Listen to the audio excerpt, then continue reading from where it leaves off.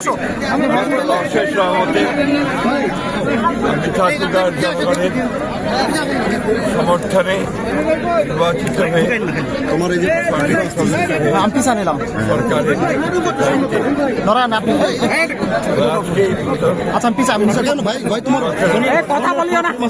এসে এই মাদ্রাসার স্থাপন করার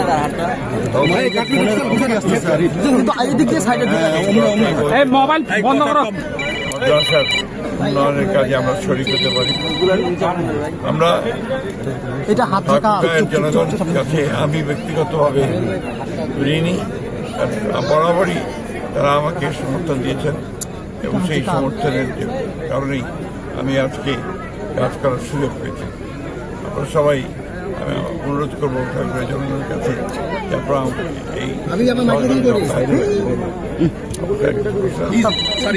সরকার নির্বাচনগুলো নিয়ে কি ভাবছেন? স্থানীয় সরকার নির্বাচন যথাসময়ে হবে আমরা আগেও বলেছি এবং গণতন্ত্রের ক্ষেত্রে প্রাতিষ্ঠানিক রূপ দেওয়ার কাজগুলো করা হবে।